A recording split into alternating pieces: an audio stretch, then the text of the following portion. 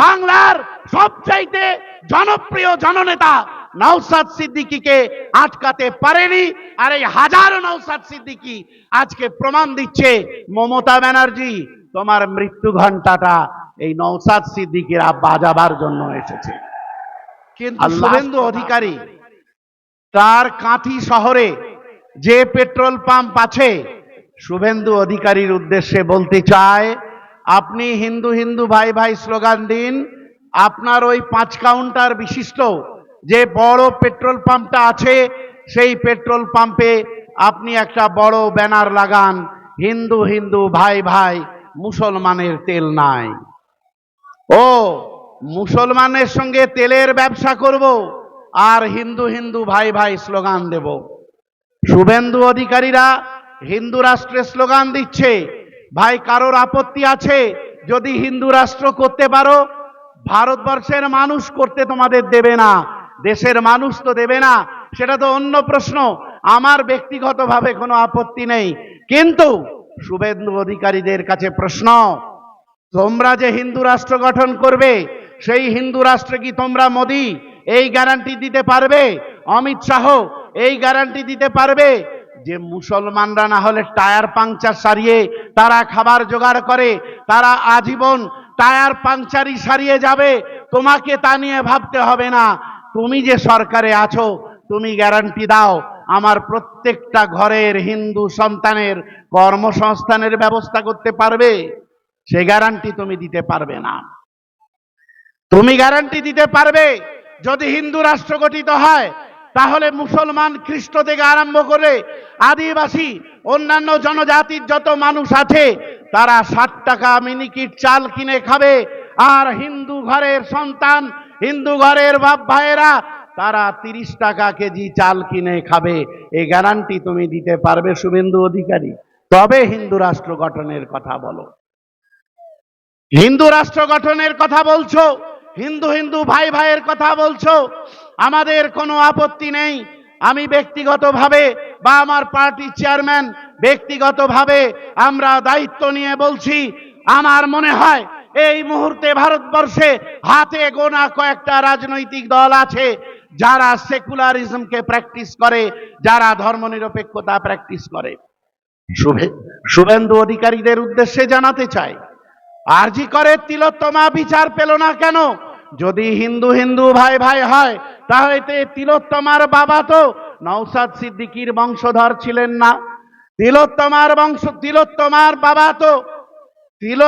বাবা তো আমাদের মাহিউদ্দিনের বংশধর নয়, তিলোত্তমার বাবা তো আমার বংশধর নয়, আমার ধর্মের অনুসারী নয়। তিলোত্তমার বাবা তাহলে কেন বিচার পেল না? হিন্দু হিন্দু ভাই ভাই স্লোগান দেওয়ার আগে শুভেন্দু অধিকারীকে জবাব দিতে হবে। এভাবে হিন্দুদের বোকা বানানোর চেষ্টা করছে শুভেন্দু অধিকারীরা। আর ঠিক সেই সময়ে আরএসএস এর দুর্গা মমতা বন্দ্যোপাধ্যায় তিনি নিজেকে বড় হিন্দু প্রমাণ করার জন্য নানান কর্মসূচি নিচ্ছেন। ভাই আপনারা বলুন, এ রাজ্যের বাঙালি হিন্দুরা, তাপসদা আছেন, বিশ্বজিৎদা আছেন, তারা বলবেন, আপনারাও বলুন, এ রাজ্যের বাঙালি হিন্দুরা দুর্গাপুজো করার জন্য কোনোদিন সরকারের থেকে 5 টাকা চেয়েছিল? কোনোদিন টাকা চাইনি। এই বছরে 1,10,000 টাকা করে 44,000 পুজো কমিটিকে টাকা দেওয়া হয়েছে। কেন? এই 1,44,000 পুজো কমিটিকে 1,10,000 করে টাকা দিলে কত টাকা হয়? সেই টাকায় কত শিক্ষা প্রতিষ্ঠান হতে পারত, কত কল কারখানা হতে পারত, কত প্রফেশনাল কলেজ হতে পারত? এগুলো উনি করবেন না, উনি আসলে বোকা বানাচ্ছেন। আমি আপনাদের কাছে আরো 2-1টা প্রশ্ন রাখবো। উনি দুর্গা অঙ্গন করেছেন জানেন তো? সল্টলেকে দুর্গা অঙ্গন করেছেন আপনারা জানেন তো? শিলান্যাস করেছেন কয়েকদিন আগে। এত দুর্গা মণ্ডপ রয়েছে, এত দুর্গা মন্দির রয়েছে সরকারি টাকায়, যেখানে বিজেপিও ভয় পায়। আমাদের সংবিধানে যেহেতু কোনো অপশন নেই যে সরকারি খরচে ধর্ম করা যাবে, সেখানে মমতা বন্দ্যোপাধ্যায় ওসব ভয় পান না। দুর্গা অঙ্গনে শিলান্যাস করেছেন, কেন এত তাড়াহুড়ো করলেন আপনারা জেনে রাখুন। দুর্গা অঙ্গন যে জমিতে হয়েছে, একরের পর একর জমি, সেই জমি আসলে সল্টলেকের জমি আপনারা জানেন, ওটা হচ্ছে SEZ এর জন্য নেওয়া জমি, অর্থাৎ স্পেশাল ইকোনমিক জোন, অর্থাৎ ওখানে বসবাসের জায়গা ছাড়া সল্টলেকে কোনো ধর্মালয়ও তৈরি করা যাবে না। তাই অনেক লড়াই করেও মসজিদ তৈরি করতে পারেনি, ঈদগাহ তৈরি করতে পারেনি, ওখানে উনি দুর্গাঙ্গন তৈরি করলেন। কেন জানেন? ওটা হচ্ছে বিশেষ অর্থনৈতিক অঞ্চল।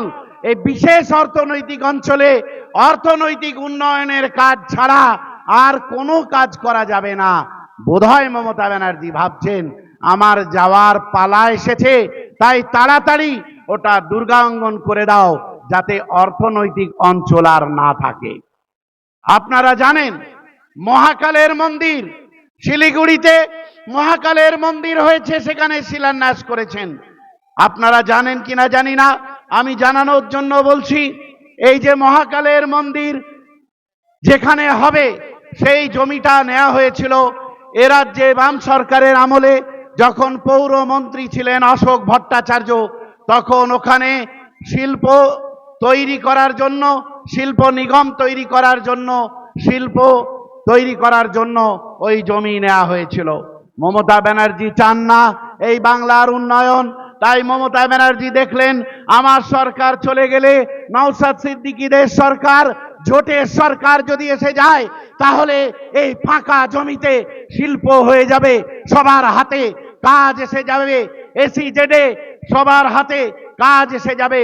তাই তাড়াতাড়ি ওখানে কিন্তু উনি মহাকালের মন্দিরে শিলান্যাস করে দিলেন। আমি বলতে চাইছি যে দেখুন, এভাবে মমতা বন্দ্যোপাধ্যায় একটার পর একটা মানুষের যে অর্থনৈতিক অধিকার, সেই অর্থনৈতিক অধিকারকে কেড়ে নেওয়ার চেষ্টা করছেন। আমরা নীরবে দেখছি।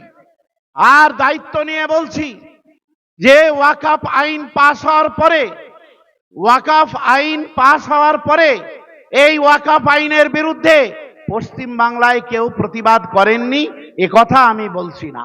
পশ্চিম বাংলায় একমাত্র রাজনৈতিক দল ISF এবং তার চেয়ারম্যান নওশাদ সিদ্দিকী সাহেবের নেতৃত্বে, আমাদের প্রিয় ছোট ভাইজানের নেতৃত্বে, এই সারা বাংলায় কম বেশি 400-র উপরে মানুষকে সচেতন করার সভা এবং আন্দোলন করা হয়েছে।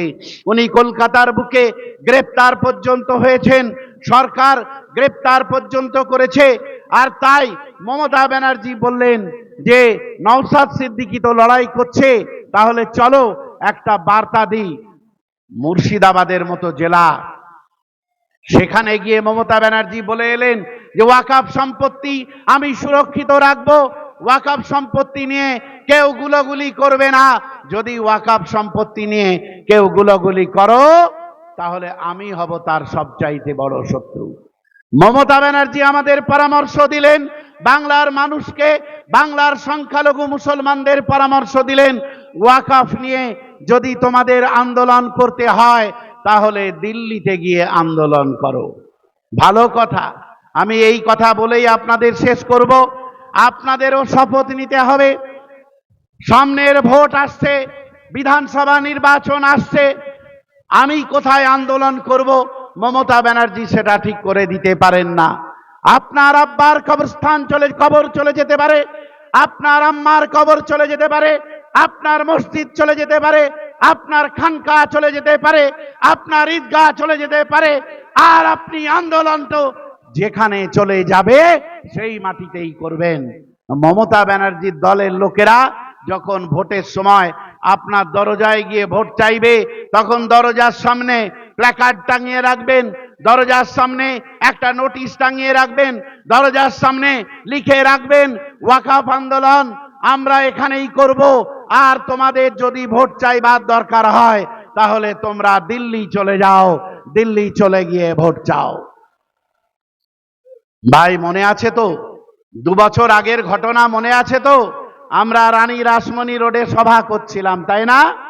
রানী রাসমণি 2-3 বছর আগে রানী রাসমণি রোডে সভা করছিলাম। তো রানী রাসমণি রোডের সভা থেকে আমাদের পার্টির চেয়ারম্যান সহ মোট 88 জনকে গ্রেপ্তার করে নিয়ে যায়। পুলিশ নৃশংস আচরণ করে, রাষ্ট্রশক্তি নৃশংস আচরণ করেছিল আপনাদের সঙ্গে। আপনারা সেদিন ভুলে গেছেন? আপনাদের নিশ্চয়ই মনে আছে, নিশ্চয়ই মনে আছে।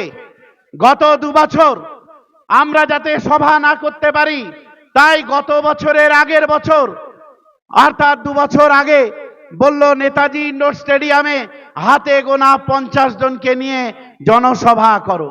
আমরা অদ্ভুত হয়ে লক্ষ্য করলাম, আমাদের পার্টির চেয়ারম্যান তিনি শৃঙ্খলার কথা বলেন, আর তাই 50 জনকে নিয়েই আমরা কিন্তু সভা করেছিলাম। আপনারা ভুলে যাননি তো? গত বছর আমাদের পার্টির চেয়ারম্যানকে এবং আরো কয়েকজন নেতৃত্বকে তাদেরকে এই মঞ্চে শেষ মুহূর্তেও আসতে দেয়নি, কথা আমরা ভুলে যাইনি। সেদিন আমরা স্লোগান দিয়েছিলাম যে রাষ্ট্রশক্তি তোমরা আমাদের চেয়ারম্যানকে আটকেছো, দেখো সারা রাস্তা জুড়ে, সারা শহীদ মিনার ময়দান জুড়ে হাজারো হাজারো নওশাদ সিদ্দিকী দাঁড়িয়ে আছেন।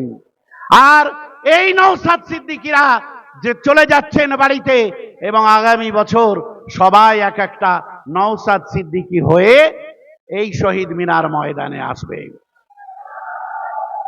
তাই মনে হয় প্রশাসন ভয় পেয়ে গিয়েছিল, তাই প্রশাসন এবার কিন্তু অনেক টালবাহানা করেছে। টালবাহানা করে শেষ অবধি যখন বুঝলো এত নওশাদ সিদ্দিকী যখন ভিড় করবে, তখন আর একটা নওশাদ সিদ্দিকীকে আটকে রেখে লাভ কি? তাই আপনাদের নেতা, আমাদের নেতা, বাংলার সবচাইতে জনপ্রিয় জননেতা নওশাদ সিদ্দিকীকে আটকাতে পারেনি। আর এই হাজারো নওশাদ সিদ্দিকী আজকে প্রমাণ দিচ্ছে, মমতা ব্যানার্জি তোমার মৃত্যু ঘণ্টাটা এই নওশাদ সিদ্দিকীরা বাজাবার জন্য এসেছে। আর লাস্ট কথা আপনাদের বলছি, গত 3 বছর আগে আমার পার্টির চেয়ারম্যান সহ নেতৃত্বকে আটকে রেখেছিল, মনে আছে? কতদিন জেল খাটিয়েছিল মনে আছে? 41 দিন। 40 দিনের দিন জামিন পেয়ে গিয়েছিল, কিন্তু নানান বাহানাতে তাকে আরো একটা দিন আটকে ছিল। 42তম দিনে ছেড়ে দেয়া হয়েছিল, মনে আছে আপনাদের? কতদিন জেল খেটেছে ভাই? 41 দিন। আর আমি এখান থেকে একটা আহ্বান রেখে আমার বক্তব্য শেষ করতে চাইছি। সামনে 26-এ ইলেকশন। ভাই, বন্ধু, সংগ্রামী সাথী, কমরেড, সন্তান, যে যেভাবেই ভাবুন, লড়াকু সেনা, আমরা সবাই জানি এই দক্ষিণ বাংলায় একটা সংস্কৃতি চালু আছে। কি সংস্কৃতি বলুন তো? মারা গেলে 40-এ হয় না, হয় না। তাই এই সরকারটার 40-এ করে ছাড়বো তো আমরা? এই সরকারের 40-এ হবে তো? আমার ভাইকে 40 দিন জেল খাটিয়েছো, তাই এই হাজারো নওশাদ সিদ্দিকী তারা ফিরে গিয়ে লাখো লাখো নওশাদ সিদ্দিকীর জন্ম দেবে। আর তোমার সরকারের 40-এ করবে বলে আজ শপথ নিয়ে বাড়ি যাবে। হবে তো? ইনকিলাব জিন্দাবাদ, জিন্দাবাদ, জিন্দাবাদ, আইএসএফ জিন্দাবাদ। জিন্দাবাদ, জিন্দাবাদ। আমি জানি অনেক আঘাত আসবে আমাদের উপরে, কিন্তু আঘাত সহ্য করা যাবে তো? আমি একটা গানের কলি বলে শেষ করছি। যত আঘাত করো সব সামলে নেব, যত আঘাত করো সব সামলে নেব, চ্যালেঞ্জ তোমায় যদি মারতে পারো। যত আঘাত করো সব সামলে নেব, চ্যালেঞ্জ তোমায় যদি মারতে পারো। অনেক মেরেছো তবু মরিনি আজও, ভীষণ হয়ে গেছি আজ, তাই সামলে নেব, তাই সামলে নেব, তাই সামলে নেব। যত আঘাত করো সব সামলে নেব, চ্যালেঞ্জ তোমায় যদি মারতে পারো। এই চ্যালেঞ্জ রেখে সকলকে সংগ্রামী অভিনন্দন জানিয়ে আমি আমার কথা শেষ করলাম। ইনকলাব জিন্দাবাদ, আইএসএফ জিন্দাবাদ, ছোট ভাইজান জিন্দাবাদ। আমার প্রিয়